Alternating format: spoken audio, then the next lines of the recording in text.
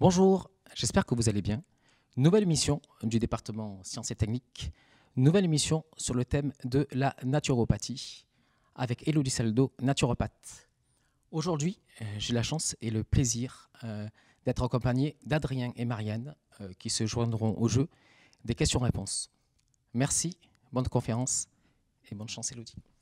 Bonjour et bienvenue à la conférence Retrouver la vitalité avec la naturopathie, l'alimentation et votre microbiote.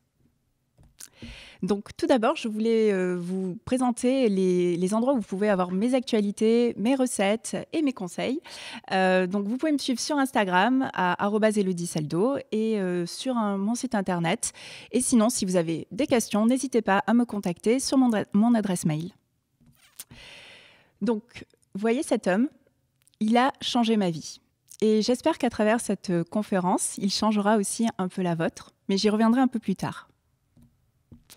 Donc, je me présente. Je suis naturopathe certifiée, spécialisée en intolérance alimentaire et en nutrition anti-inflammatoire. En parallèle, je suis donc chef culinaire, créatrice de recettes gourmandes, saines et énergisantes, comme j'aime bien les appeler. Donc, je vais vous raconter une histoire. Cette histoire, c'est mon histoire. Tout a commencé en janvier 2009. En janvier 2009, je sortais de mes études, je venais de trouver un super job, je travaillais tout le temps, tout allait bien, j'étais jeune, plein de rêves, plein de choses. Et du jour au lendemain, en fait, du jour au lendemain, j'ai d'un coup plus réussi à lire. Je voulais lire, je n'arrivais plus à lire, je ne voyais plus, tout était trouble, je supportais plus la lumière du soleil. J'étais fatiguée tout le temps et je comprenais vraiment pas du tout ce qui m'est arrivé. Donc il y a eu des mois de traversée du désert jusqu'au jour où j'ai été en fait à l'hôpital pour savoir ce qui m'est arrivé parce qu'après plein d'examens, on ne savait pas ce que j'avais. Et là, en fait, on m'explique que je suis atteinte donc d'une maladie auto-immune. En fait, une maladie auto-immune, c'est quoi? C'est quand notre système immunitaire nous attaque. Et en fait, on fabrique des auto-anticorps qui détruisent notre organisme, certains organes, certains tissus de notre corps, en fait, au lieu de se battre contre des agresseurs extérieurs, des virus, des bactéries. Et j'ai voulu un peu vous imager. C'est en fait comme si vous étiez avec des gendarmes et au lieu que les gendarmes en fait courent après l'agresseur pour vous protéger, d'un coup les gendarmes se retournent contre vous et vous agressent. Et en fait, à l'hôpital, donc c'était le 8 janvier 2009, à l'hôpital, on me dit qu'il n'existe aucun traitement contre ma maladie et que son évolution sera lente, sera irréversible et handicapante. Et là, en fait, je me dis, mais qu'est-ce que je dois faire ? Je suis sous le choc, je ne sais plus. Je me dis, mais mon rêve, c'était de partir faire un tour du monde. Je me dis, mais je ne peux plus partir, mais qu'est-ce que je fais ? Voilà. Et puis, la vie continue. Et en septembre 2010, je vais quotidiennement à l'hôpital pour voir l'évolution de la maladie, où ça va, comment ça avance. Et en janvier 2010, on me diagnostique donc une deuxième maladie auto-immune qui est la maladie cœliaque. Donc celle-ci, vous la connaissez peut-être, c'est donc l'intolérance au gluten. Donc, c'est-à-dire qu'on m'explique que je pourrais plus manger à vie de gluten. Donc, le gluten, vous le retrouvez dans le blé, dans l'orge, dans le seigle, dans l'épeautre, dans le petit épeautre, dans le camut. Et en fait, là, je me dis, mais ok, d'accord. Mais alors, le premier truc qui me vient en tête, c'est mais je vais plus pouvoir manger de pizza. Alors ça, oui, c'était le premier truc parce que du coup, j'adorais manger les pizzas du samedi soir de mamie. Et je me disais, mais c'est inconcevable, en sachant que je suis d'origine italienne. Donc pour moi, pizza, c'est super important, les pâtes ou alors les fondants au chocolat. Et je me dis, mais quand c'est que ça va s'arrêter ? Je demande au médecin, qu'est-ce que je peux faire en fait ? Et là, en fait, il me dit que... Donc en fait, là, il me dit qu'on ne peut rien y faire, c'est comme ça. J'ai un corps à maladie auto-immune, aujourd'hui j'en ai 2, demain je peux en avoir 5. Et qu'en fait, ils pourront intervenir quand ça va évoluer. Là, on verra qu'est-ce qu'on me donnera comme traitement. Et puis voilà. Donc, j'accuse encore le coup. Je suis vraiment perturbée. Je ne sais plus quoi manger, je ne sais plus quoi faire. Je suis vraiment, désemparée. Et puis vient octobre 2010, où là, en fait, c'est la révélation. Donc, vous vous souvenez de l'homme, la photo de l'homme que je vous présentais au tout début, c'était donc le professeur Jean Seignalé, qui a écrit ce livre, donc L'alimentation ou la troisième médecine. Et dans ce livre, en fait, il nous explique que l'alimentation, nous sommes ce que nous mangeons. Donc, en fait, l'alimentation peut influencer notre santé dans le bon sens ou dans le mauvais sens. Et là, en fait, je réalise que en fait, je n'avais pas du tout conscience de ça. En fait, pour moi, je mangeais ce que j'avais envie de manger. Je prenais pas, je me disais, OK, l'alimentation, c'est bien, mais jamais j'aurais pensé qu'il y avait peut-être, une corrélation entre l'alimentation et mes maladies auto-immunes. Il faut savoir que dans ce livre, il a fait 1200 études de cas auprès de patients qui avaient donc des maladies auto-immunes, qui avaient des pathologies, même du simple mot, de l'acné, aussi des personnes qui avaient même des cancers. En fait, du coup, il montre juste que dans ces études de cas cliniques auprès de ces patients, en changeant l'alimentation, il y avait vraiment une amélioration des pathologies ou des maux, et qu'en fait, même des fois, il y avait des rémissions, carrément. Donc là, je me dis, c'est génial, alors, j'ai l'espoir qui renaît en moi, c'est super. Et là, dans la même période, je vais au salon bien-être à Marseille qui s'appelle le salon Artemisia. Et là, je vois un naturopathe qui fait donc une conférence. Et quand ce naturopathe parle, je me dis, waouh, c'est évident, c'est ce que je veux faire. Et voilà, donc du coup, je vous ai dit la phrase tout à l'heure. Donc, notre façon de manger influence notre santé dans le bon ou le mauvais sens. Donc, c'est du professeur Jean Seignalé. Et donc voilà, là, je me dis, waouh, en fait, je me rends compte que je peux être actrice de ma santé. Je me rends compte que j'ai une part de responsabilité, en fait, quand même, dans ce qui m'arrive, parce que je ne faisais pas attention à ce que je mangeais. Et je suis remplie d'espoir. Et je me dis que ce que j'ai envie de faire, c'est mettre en pratique, étudier tout ça, comprendre l'alimentation, comprendre comment notre corps fonctionne vraiment, parce que c'est lui qui nous amène où on veut aller tous les jours. Si vous n'avez pas, si on n'a pas la santé, si on a des rêves de voyage, on peut pas voyager. Si on a des rêves, je sais pas moi, de créer des business ou peu importe les rêves que l'on a, si on n'a pas la santé, si on peut pas avancer, en fait, on peut pas réaliser ses rêves. Et c'est là où je comprends l'importance vraiment d'avoir une bonne santé et d'avoir une bonne alimentation. Donc, au final, je vous dis un peu tout la suite de mon parcours. Donc, en 2011-2012, là, je me dis, ça y est, génial, je débute une formation pour devenir naturopathe.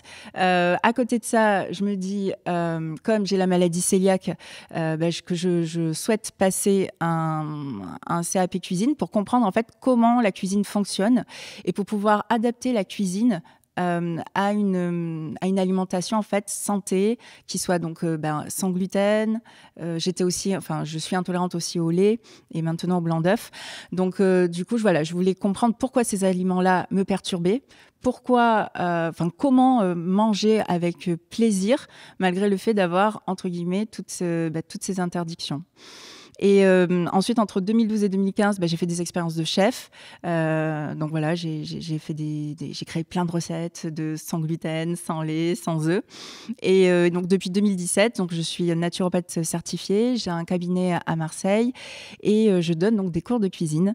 Donc jusqu'avant le Covid, c'était en présentiel et aujourd'hui, je le fais donc en ligne. Donc je vais vous parler donc de la naturopathie. Ce qu'il faut savoir, la naturopathie, c'est que c'est reconnu donc par l'Organisation mondiale de la santé. C'est-à-dire que c'est considéré, c'est reconnu, c'est une médecine traditionnelle, au même titre que l'Ayurveda, au même titre que la médecine chinoise. Et ça, je pense que c'est important de le clarifier. C'est pas un truc gourou ou quelque chose, parce qu'on peut avoir une image comme ça, quelque chose qui est pas vraiment reconnu, mais ça l'est. Et donc voilà, pourquoi j'ai choisi d'être naturopathe, c'est parce qu'en naturopathie, on voit vraiment la personne dans sa globalité. C'est-à-dire qu'en fait, on va pas attendre qu'il y ait des signaux, des symptômes forts, et on va pas attendre d'avoir ces symptômes pour traiter le symptôme. Simplement, par exemple, vous avez une plaie, on va mettre un pansement. On va essayer de comprendre la cause. Pourquoi il y a ces symptômes ? Et en fait, ça a fait écho à mon histoire. Et je trouve que c'est super important de voir la personne dans sa globalité et comprendre pourquoi elle en est là aujourd'hui. Et en fait, lui donner les clés pour qu'elle arrive à récupérer une meilleure santé. Donc, en naturopathie, ce qui est important aussi, c'est qu'on est dans prévenir la maladie.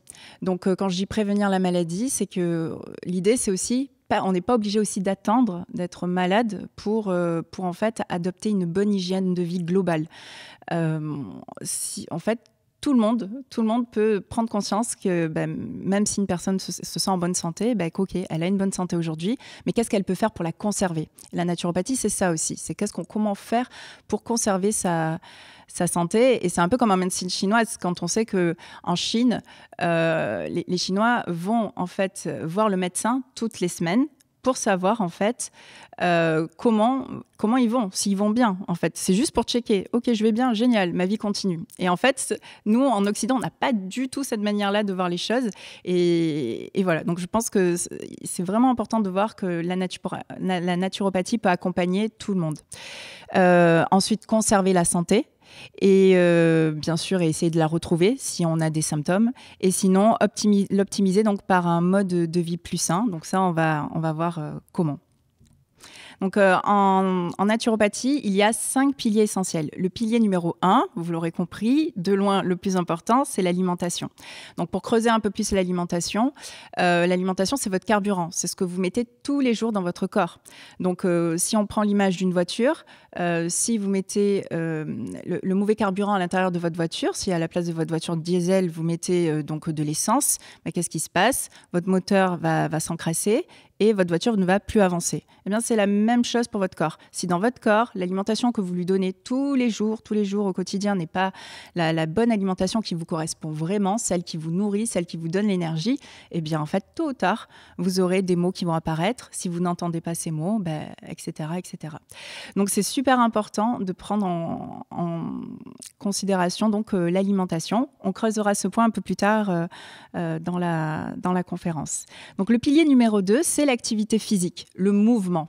Alors, dans l'activité physique, je sais qu'il y a des personnes qui sont tout le temps, qui ont par exemple un emploi du temps très, très chargé, qui n'ont pas le temps de faire du sport ou de faire leur passion, par exemple, si c'est peu importe quoi. Mais l'idée, c'est, même si vous ne pouvez pas faire d'activité physique, c'est minimum marcher. 30 minutes par jour, c'est rien en fait. Mais c'est tout pour votre corps. C'est tout déjà pour votre corps, mais pas que pour votre mental. Et du coup, l'activité physique, voilà, c'est l'adopter de manière... trouver celle qui vous correspond, que ce soit une activité douce, une activité un peu plus forte, courir, c'est à vous de voir. Mais aussi, sinon, simplement marcher, c'est déjà très très bien. Ensuite, le pilier numéro 3 en naturopathie, donc pour avoir, être dans une bonne hygiène de vie, c'est la gestion du stress. Le stress, c'est un vrai fléau. On est dans une société où, en fait, on court toujours après le temps. C'est toujours plus, on n'a jamais le temps, on se pose jamais. Et ça, en fait, on crée un stress. Mais le stress, donc il y a le ressenti. Donc nous, on se sent stressé, mais le stress a aussi, en fait, un impact dans votre corps. En fait, on verra plus loin, le stress crée des inflammations dans votre corps et perturbe votre corps. Donc, l'idée, c'est d'apprendre à gérer votre stress au quotidien. Et donc, par exemple, en naturopathie, on a la réflexologie plantaire. Avec la réflexologie plantaire, on arrive à avoir une relaxation profonde du corps, être totalement détendu. Et peu importe l'activité, peu importe ce que vous souhaitez mettre en pratique, mais l'idée, c'est vraiment d'apprendre à gérer votre stress au quotidien. Pas de temps en temps, ou je ne sais pas si par exemple vous pratiquez la méditation, mais par exemple, c'est bien par exemple de faire une méditation de temps en temps, mais si c'est la méditation que vous avez choisie pour vous aider à gérer votre stress, alors c'est tous les jours. Si c'est d'autres techniques, la sophrologie ou par exemple la réflexologie plantaire, ça va être du quotidien. Voilà, c'est vraiment quelque chose à appliquer au quotidien. Ensuite, le pilier numéro 4, et qui est très important aussi, c'est le sommeil. C'est-à-dire faire en sorte que vous ayez un bon sommeil récupérateur. Donc, au niveau des heures, il n'y a pas vraiment une personne. On dit qu'en fait, en moyenne, une personne dort 8 heures, mais il y a des personnes qui ont besoin que de 6 heures ou que de 7 heures, ou il y a des personnes qui ont besoin de 9 heures, de 10 heures, peu importe. En fait, l'essentiel, c'est qu'au moment où vous allez vous coucher, vous vous endormez. Vous dormez en fait totalement, il n'y a pas de réveil nocturne et vous vous réveillez le matin en fait en ayant eu un sommeil réparateur. Et si ce n'est pas le cas, là il y a à creuser aussi, se poser les questions. Qu'est-ce qui fait que vous n'arrivez pas à vous endormir ? À quelle heure vous vous réveillez la nuit ? Dans quelle énergie vous vous réveillez le matin ? Donc tout ça c'est super important et on le prend aussi en compte en naturopathie. Et le dernier, alors ça, c'est le 5e pilier, c'est plus un pilier, on va dire, subjectif, dans le sens que, pour moi, en tout cas, le 5e pilier, c'est le microbiote. Donc pareil, on va le creuser un peu plus loin, d'ailleurs maintenant, mais le microbiote, en fait, c'est ce qu'on appelle la flore intestinale, et aujourd'hui, de nombreuses études montrent qu'il a une très, très grande importance dans notre corps et dans notre santé. Le microbe n'est rien, le terrain est tout. Donc ça, c'est Louis Pasteur, donc grand scientifique français, qui disait ça. Et je trouve que cette phrase, elle est vraiment parlante, donc surtout actuellement, en période de Covid. Donc pour lui, même Louis Pasteur disait qu'en fait, ce qui est important, c'est notre terrain, c'est-à-dire notre corps comme il est. Si notre corps, il a les défenses nécessaires, en fait, face aux microbes, il arrivera à se battre. Et l'idée, c'est vraiment ça en naturopathie, c'est de vous donner les moyens, en fait, d'optimiser les défenses de votre corps pour que face, en fait, aux vrais agresseurs extérieurs, vous puissiez vous défendre, en tout cas, ou que votre corps, vous n'allez pas réfléchir à ça, mais que votre corps, en fait, puisse se défendre face aux virus et aux microbes extérieurs. Donc, le corps humain. Le corps humain, en fait, est régi par des systèmes. Donc, votre corps, il y a plein de systèmes. Le système nerveux, le système génital, le système endocrinien. Voilà, il y en a 11 de systèmes. Mais aujourd'hui, on va se focaliser donc sur 2 systèmes, le système immunitaire et le système digestif.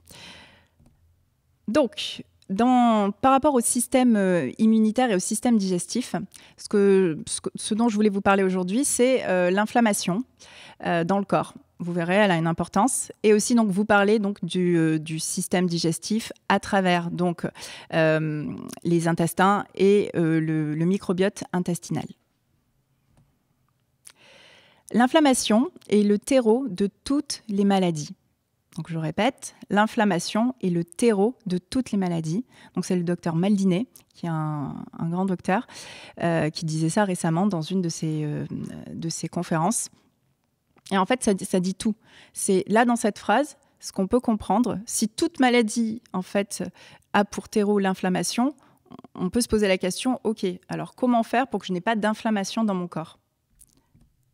Et en fait, pour cela, je voulais un peu vous expliquer l'inflammation, comment ça marche. Donc en fait, l'inflammation, c'est une réaction physiologique de notre corps. C'est-à-dire que notre corps, face en fait à des agresseurs, comme je vous parlais tout à l'heure lors des maladies auto-immunes, en fait, il va se défendre. Et donc en fait, c'est tout à fait normal. Donc par exemple, vous avez une plaie. Votre plaie, en fait, va faire activer au sein de votre corps votre système de défense, qui est votre système immunitaire. Il y a tout le monde qui va arriver et en fait, tout notre système immunitaire va se mettre dessus la plaie pour pouvoir la faire cicatriser et pour pouvoir avancer.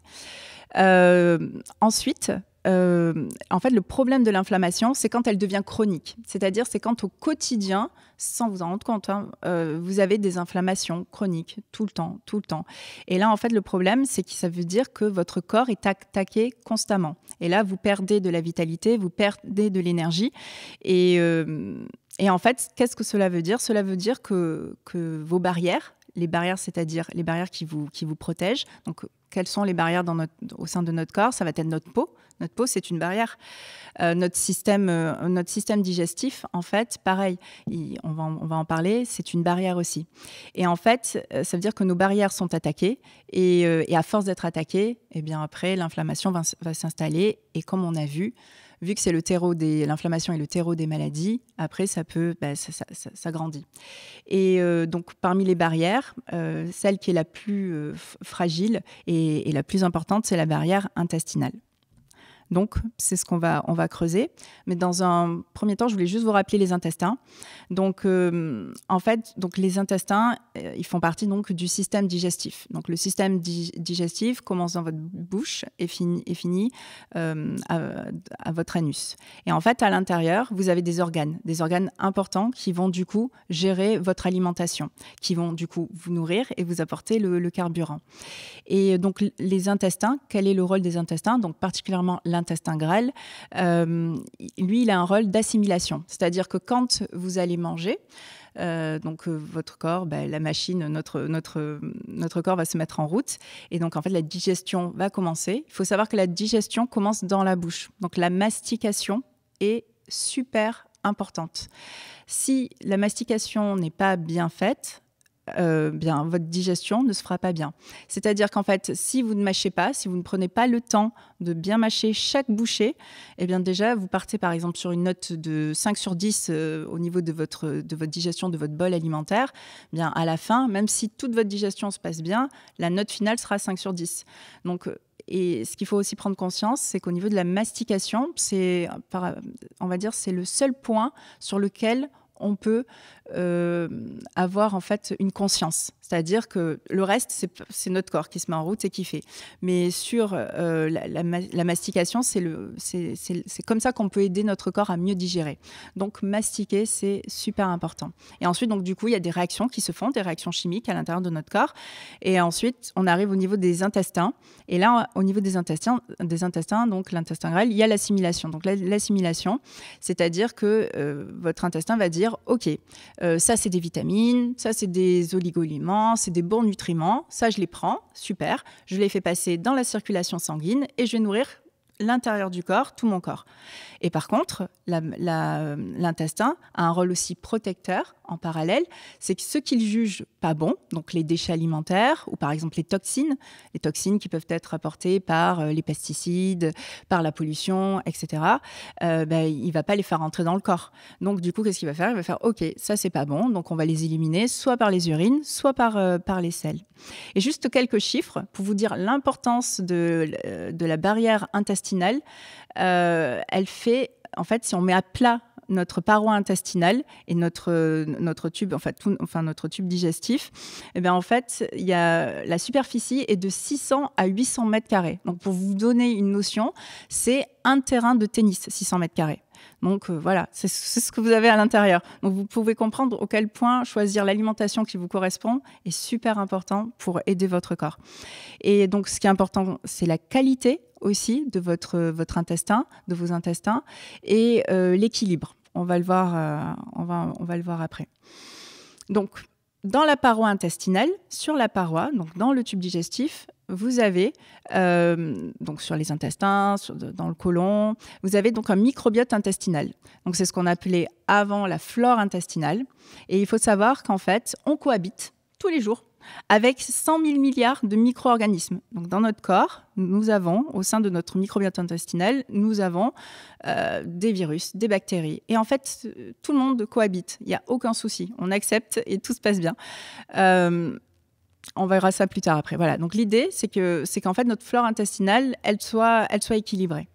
Ensuite, quelques données aussi importantes à prendre en considération, c'est que 70% de notre système immunitaire est situé dans notre microbiote. Donc 70%. Donc encore une fois, on comprend l'importance d'avoir un microbiote intestinal qui soit en équilibre, puisque du coup, ça veut dire que il va nous aider à bien nous défendre contre les agresseurs. Et aussi, donnée importante, quand on dit que, vous avez peut-être déjà entendu parler de ce fait, que le microbiote, donc notre ventre, on dit souvent, c'est notre second cerveau. Donc c'est vrai. Il faut savoir qu'en fait, notre ventre envoie 7 messages à nos neurones, parce qu'en fait, il y a énormément de neurones, à notre cerveau pour un message du cerveau à notre ventre. Donc en fait, quand on réfléchit comme ça, on peut se dire waouh, ce qui se passe dans votre ventre, ce qui se passe dans votre système digestif, c'est super important parce qu'en fait, au final, notre système digestif et donc via notre microbiote contrôle beaucoup de choses. Et donc ça, c'est une autre donnée qui est importante aussi à prendre en considération, c'est que chaque microbiote est unique. C'est-à-dire qu'on est à la naissance avec... dès notre naissance, notre microbiote commence à se faire. Il met quelques années pour être vraiment fini. Et du coup, en fait, il est unique. C'est-à-dire que votre microbiote n'est pas le même que celui de votre sœur, de votre père, peu importe. Mais on a tous un microbiote unique et différent. Donc, en fait, tout est une question d'équilibre.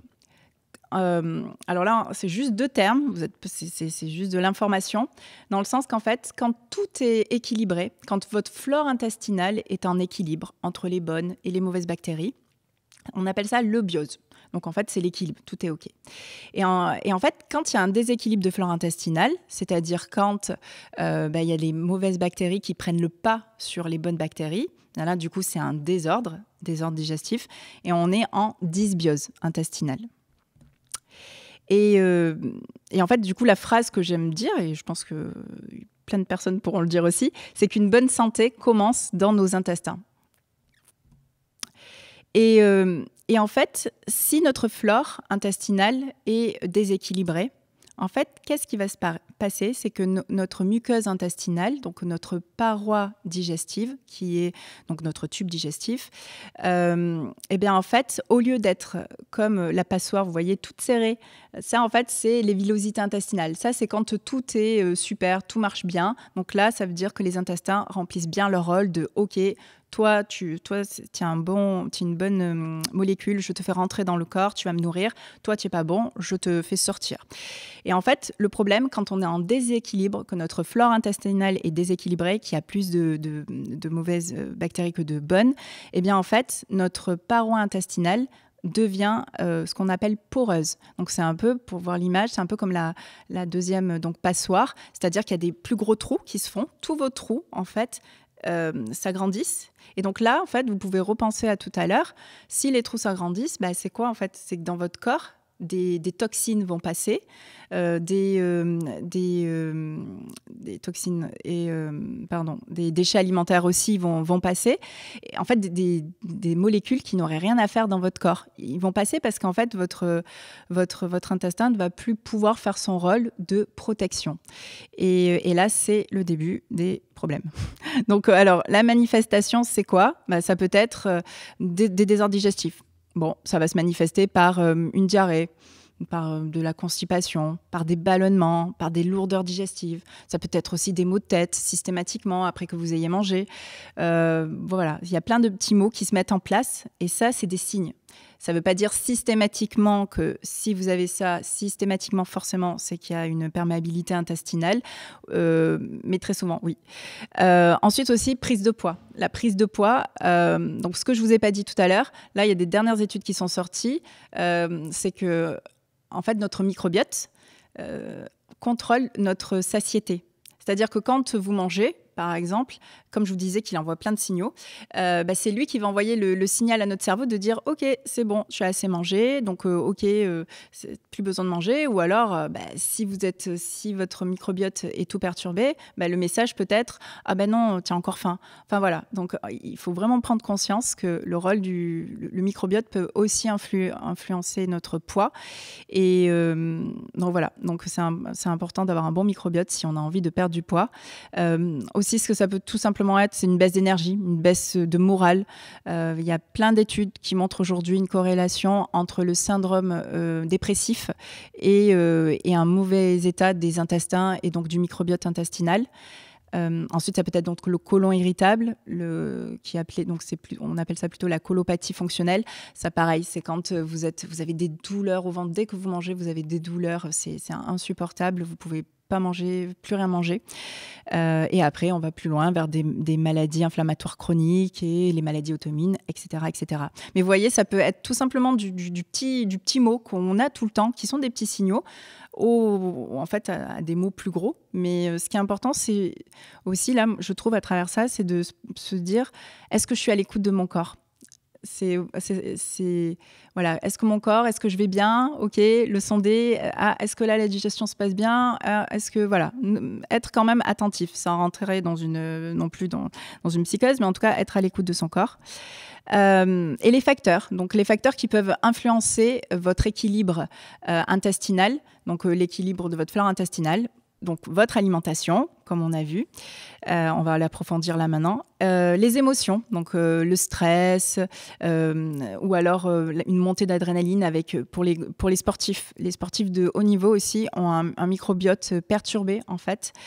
L'environnement, donc voilà, si vous mangez bio, si vous ne mangez pas bio, les pesticides, les perturbateurs endocriniens, tout ça, ça perturbe. Bim, dès que ça rentre dans votre corps, ça perturbe l'équilibre de votre système digestif. Le stress chimique, donc si vous devez prendre des antibiotiques, pareil, ça perturbe votre flore intestinale.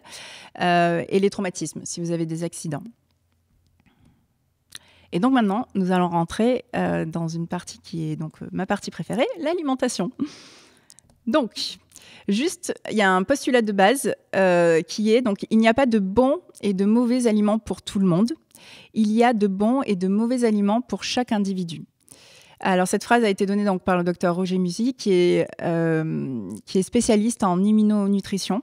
Et en fait, dans cette phrase, ce qu'il veut dire, c'est qu'on peut pas rentrer dans une case. On peut pas dire, par exemple, ce régime-là va convenir à tout le monde. Donc, si je prends l'exemple, je ne sais pas, du régime Doucan, pour les personnes qui, à l'époque, voulaient perdre du poids, en fait, du coup, elles mangeaient protéiné, donc tout le temps des protéines. Et en fait, à la longue, on s'est rendu compte qu'un excès de protéines, ça faisait quoi? Ça faisait des problèmes aux reins et qu'il y avait des problèmes de santé. Donc, ok, on perdait du poids d'un certain côté, mais de l'autre côté, on dégradait notre santé. Ce que je veux dire, c'est qu'il ne faut pas rentrer dans un truc, je vais me mettre à fond dans un régime ou dans un autre. L'idée, c'est de trouver l'alimentation vraiment qui vous correspond, être vraiment en accord avec ce que vous mangez, en conscience aussi. Voilà. Et donc, je vais vous donner 5 points clés pour avoir donc une alimentation vitalisante sur mesure. Donc, on va approfondir chaque question, vous allez voir. Donc, la première question à vous poser, c'est quand dans une journée. C'est-à-dire qu'en fait, quand est-ce que vous devez manger? Je vais vous prendre un exemple. Par exemple, je pense que vous avez tous entendu parler du jeûne intermittent.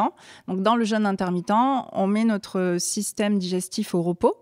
Ça dépend en fait, c'est soit vous ne mangez pas le matin, soit vous ne mangez pas le soir. En fait, en gros, vous sautez pendant un repas et donc en fait, vous mettez votre système digestif au repos pendant 15 heures, 15 à 16 heures. Et donc, il y a des personnes en fait à qui ça convient, à qui ça va donner de l'énergie, pour qui ça va être super.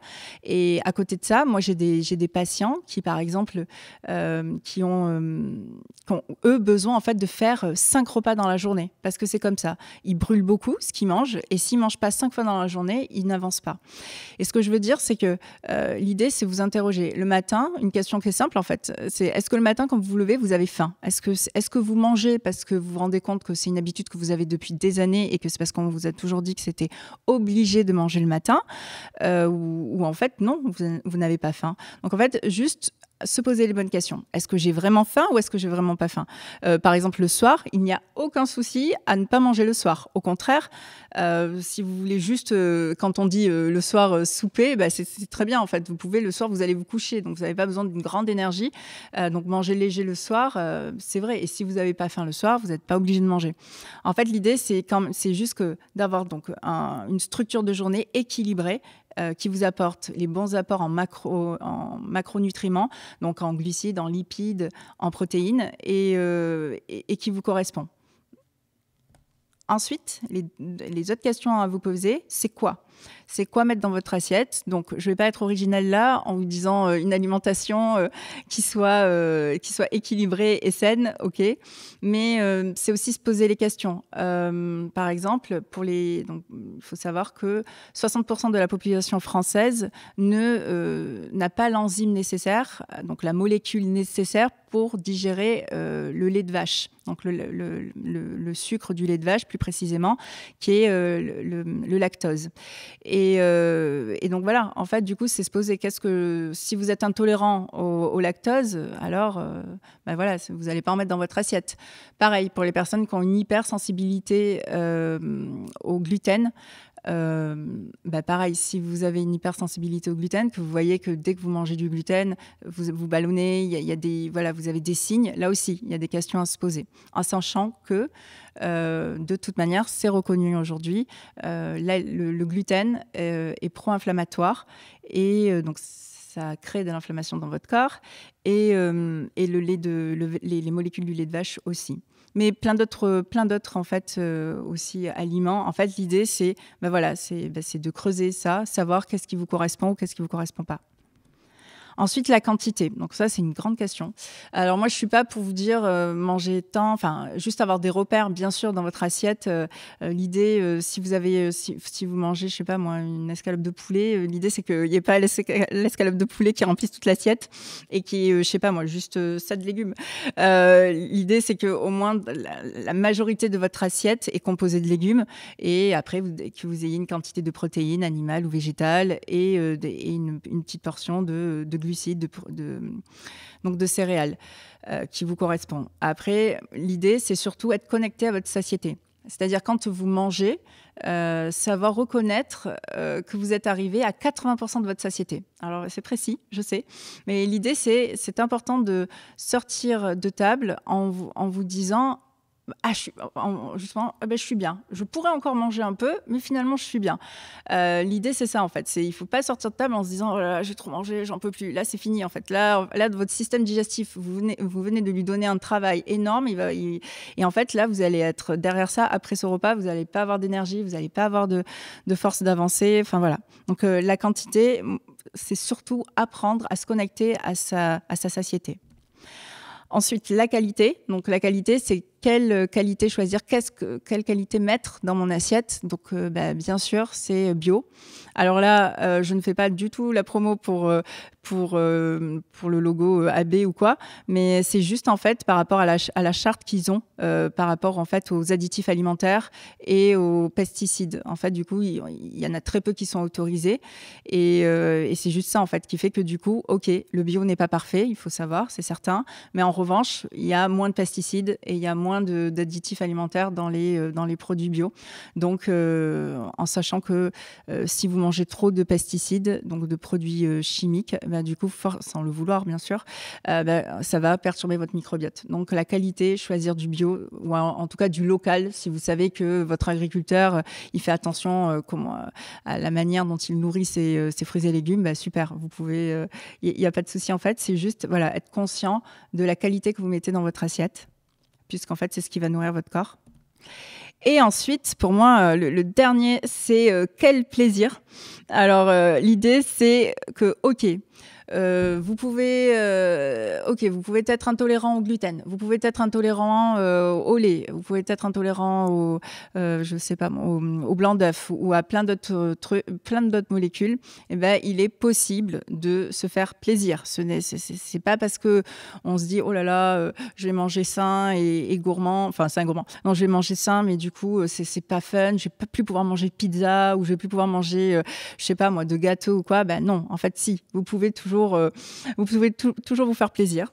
Et d'ailleurs, je voulais vous montrer une de mes créations. Donc là, par exemple, c'est un cookies. Vous voyez, ce cookies, il est sans gluten, sans lait, sans blanc d'œuf, donc quand je dis sans lait, du coup, il n'y a pas de beurre. Mais il y a du chocolat noir, vous voyez, à 70%. Et il est terriblement délicieux. Donc l'idée, en fait, c'est que oui, vous pouvez bien nourrir votre corps tout en gardant le plaisir de la table. Et que non, en fait, ce n'est pas pauvre ce n'est pas triste plutôt, c'est plutôt le mot est plus juste. Ce n'est pas triste d'avoir une alimentation différente, en fait. C'est juste qu'on a été éduqués comme ça. On a été éduqués le matin au croissant, au café, au jus d'orange. Voilà, là, c'est le petit déjeuner explosif français. Eh bien ça, non, ça ne va pas vous donner de l'énergie, ça, le matin. Mais vous pouvez remplacer et vous pouvez être dans une alimentation qui vous donne autant de plaisir. La seule chose, en fait, que je remarque le plus au quotidien, c'est la motivation. C'est quelle est votre motivation d'avoir une bonne santé ? Qu'est-ce qui vous motive ? Et en fait, moi, du coup, qu'est-ce qui m'a motivée à l'époque, et je pense que ça peut motiver tout le monde, c'est vraiment qu'est-ce que vous aimez faire dans la vie en fait. N'importe quoi que vous aimez faire dans la vie, si vous n'avez pas la santé, vous ne pourrez pas le faire. Et ça, c'est vraiment pour moi la conclusion du coup de cette conférence. C'est vraiment de se dire que en fait, si vous voulez continuer à faire ce que vous aimez, juste prenez conscience que l'alimentation, c'est votre carburant, et de mettre en fait le bon carburant dans votre corps pour vous nourrir et pour vous donner l'énergie, et que tout ça, vous pouvez le faire avec du plaisir. Voilà. Alors, je vous mets la dernière slide. Donc, dans la dernière slide, je vous mets, si vous souhaitez faire une consultation avec moi pour faire un bilan de vitalité, donc vous pouvez prendre rendez-vous sur Doctolib.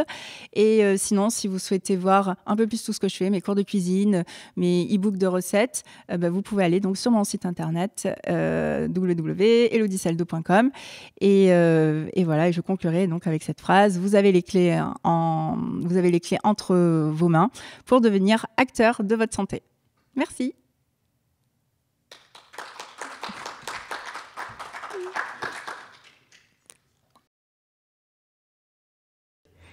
Au regard de ta conférence, je me suis dit, waouh, quel champ de connaissances il faut, en fait. Et je me disais, combien de temps dure la formation d'un naturopathe? Bien, merci. Alors, c'est une bonne question. Et la réponse va être large, du coup. Parce qu'en fait, le problème, c'est que la naturopathie n'est pas reconnue par l'État. Et le fait que ça ne soit pas reconnu par l'État, eh bien, du coup, vous pouvez trouver aujourd'hui des formations en ligne, des formations en quelques mois, des formations en 1 an. Honnêtement, ce que je conseille de faire, c'est vraiment d'aller sur des formations qui sont plus longues, des formations au sein d'écoles, en présentiel si c'est possible, parce que comme ça, vous pouvez poser les questions. C'est tellement riche d'informations. Il faut vraiment creuser l'anatomie, la physiologie, et tout ça, en fait, ça peut pas se faire en quelques mois, vraiment. Ça se fait en plusieurs années. Donc, au minimum 2 ans à 3, 4 ans. Ça dépend les écoles, ça dépend si vous le faites en temps plein, si vous le faites que en week-end. Mais vraiment, en fait, faites vraiment attention au nombre d'heures. C'est-à-dire, si on vous propose une formation en naturopathie en 80 heures, non, quoi. Honnêtement, non, c'est pas possible. En revanche, on est plutôt sur des 500, 1000 heures. Enfin, voilà, il faut du temps. Alors bonjour, ma question serait, on entend beaucoup parler de la naturopathie en ce moment, c'est quelque chose qui est assez à la mode. À votre avis, d'où vient cet engouement pour la naturopathie? Et d'ailleurs, quand est-ce qu'est apparu ce terme qu'on entend un peu partout? Alors merci pour la question. Donc du coup, pour moi, l'engouement, je pense qu'il y a une prise de conscience, honnêtement, en fait. Alors là, je vais faire une comparaison qui me vient à la tête. C'est un peu l'offre et la demande, c'est un peu ça. Dans le sens que je pense qu'en fait, il y a de plus en plus de demandes, de plus en plus de besoins, parce que la santé des personnes se dégrade et qu'on ne trouve peut-être pas tout le temps toutes les solutions que l'on voudrait en médecine classique, et je n'incrimine pas la médecine classique, c'est pas du tout ça. C'est juste que je pense qu'il y a une prise de conscience que notre santé est de moins en moins bonne et qu'elle se dégrade, et du coup, en fait, forcément, il y a plus d'offres, donc il y a de plus en plus de personnes aussi qui ont peut-être comme moi, au vu de leur histoire, des révélations et qui souhaitent en fait le transmettre au plus grand nombre. Maintenant, pour répondre à la question, donc vu que la naturopathie est une médecine traditionnelle qui existe depuis très très très longtemps, je pense qu'en fait le terme de naturopathie, je ne sais pas depuis quand il a été créé, mais c'est depuis des centaines d'années, enfin depuis longtemps. Et d'ailleurs, alors vous voyez, je ne sais plus, mais il y a une traduction au mot, mais j'avoue là je l'ai plus. Voilà. Bonjour, ma question, je veux savoir s'il y a un lien avec la médecine classique, tout simplement. Alors oui, moi je trouve qu'il y a un lien entre la médecine classique et la naturopathie. Ce lien, en fait, c'est complémentaire. C'est-à-dire que l'un ne va pas sans l'autre. En fait, ce que je trouve intéressant, c'est que de nos jours, il y a quand même de plus en plus de médecins au vu des études scientifiques qui comprennent, en fait, qui viennent auprès de l'alimentation, du microbiote, qui comprennent en fait cette importance.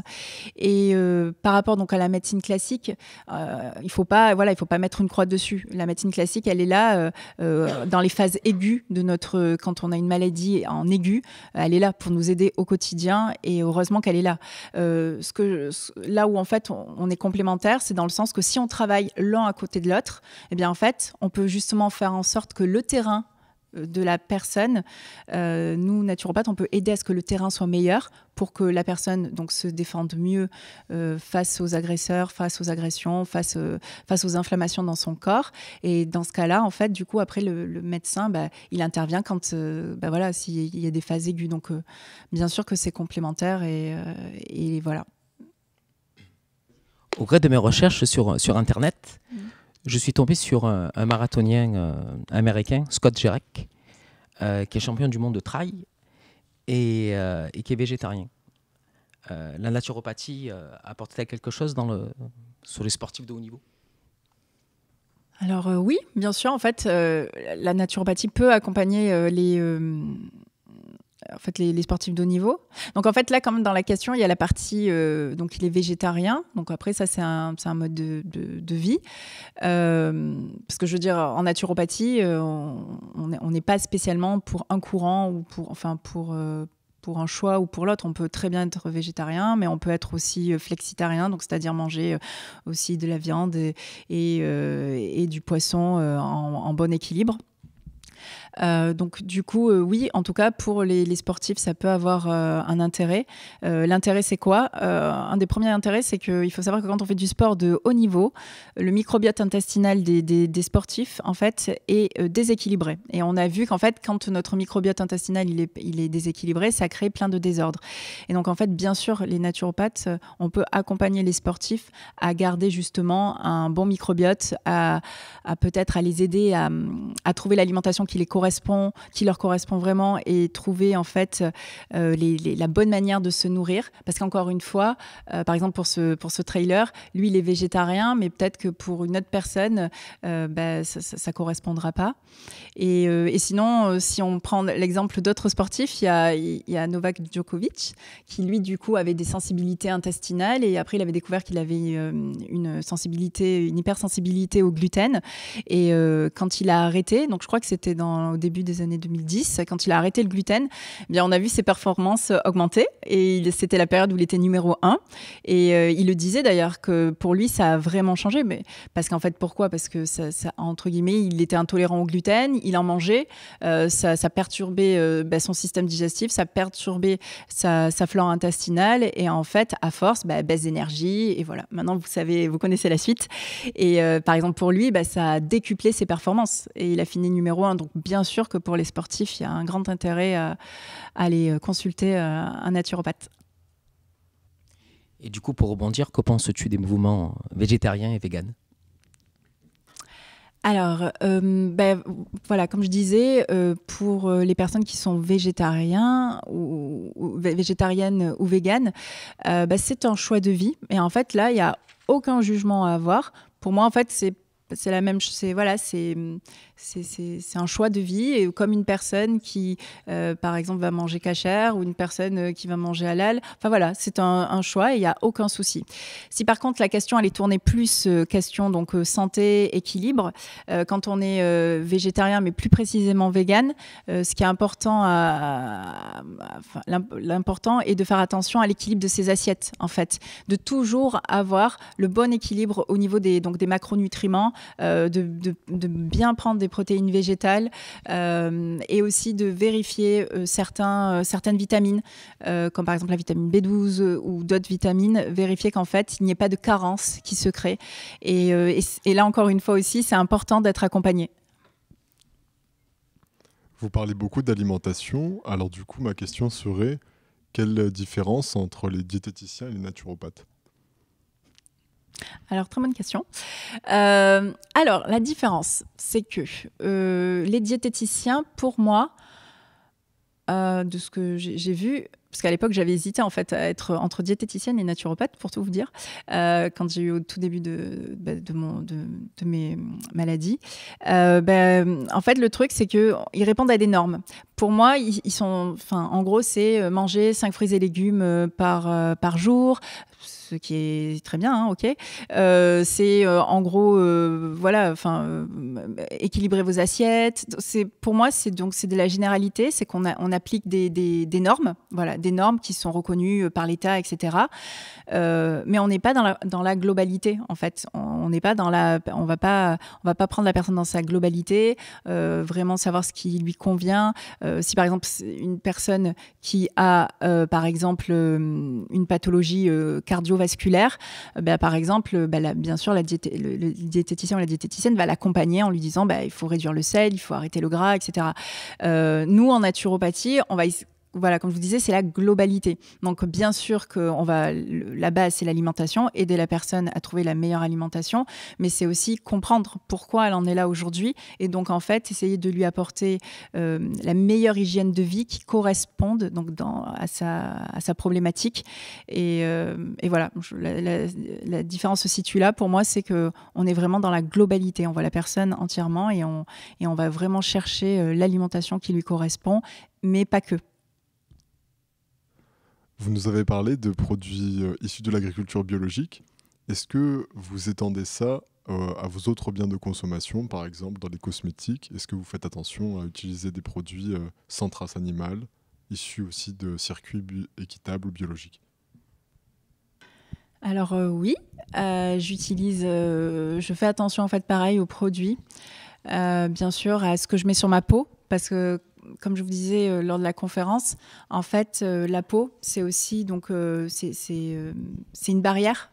Elle nous protège aussi de l'extérieur et c'est vraiment important de prendre conscience que notre peau, tout ce qu'on met sur notre peau, ça l'absorbe. Et donc par exemple, moi, une des routines que j'ai changées en premier dans ma vie, en fait, c'était le déodorant. Parce que quand j'ai pris conscience qu'en fait, les déodorants, donc c'était dans une zone qui est donc proche des seins et qu'on avait fait des corrélations entre les déodorants que l'on met sous les aisselles et certains cancers du sein. Je me suis dit, mais c'est vrai, en fait, là, en fait, ce que je mets dans mon corps, quand je vois un déodorant, pour ne pas sentir le nombre d'ingrédients qu'il y a à l'intérieur, et ça rentre directement dans ma circulation sanguine, je me suis dit, voilà, il faut vraiment changer. Et donc, le premier geste que j'ai adopté, c'est que je fais mon déo. Et je le fais donc depuis des années maintenant. Et voilà. Et en fait, ça se passe très bien. Donc, du coup, ce que je veux dire, c'est il y a plein de petits trucs comme ça à mettre en place. Et c'est juste prendre conscience qu'en fait, voilà, ce que vous mettez dans votre corps ou ce que vous mettez sur votre corps va rentrer directement dans votre corps et ça va avoir une influence, en fait, en bon ou en mauvais. Donc, oui, faites attention aux produits que vous choisissez. Et donc, oui, si vous pouvez les choisir, EcoCert, bio. Et sinon, aller vraiment dans faire vous-même vos cosmétiques, c'est top. J'ai l'impression que tu as acquis une belle expérience professionnelle durant toutes ces années. Est-ce que tu as peut-être un livre en préparation ou un projet en particulier ? Alors oui, j'adore cette question. En fait, oui, je rêve d'écrire un livre. J'ai déjà un peu réfléchi la manière que j'aimerais... ce que j'aimerais transmettre dans mon livre, ça serait vraiment donc une partie parler donc de l'alimentation, vous donner vraiment des conseils et recettes, parce que du coup pour moi l'un ne va pas sans l'autre. Donc écoutez, si aujourd'hui il y a un éditeur qui écoute ou qui veut bien m'aider à écrire mon livre, eh bien je suis preneuse, voilà. Eh bien merci pour ta présence et ton énergie. Si le sujet vous a intéressé, il y a le teaser de l'émission qui est à disposition sur la chaîne YouTube. Merci, bonne journée et à bientôt.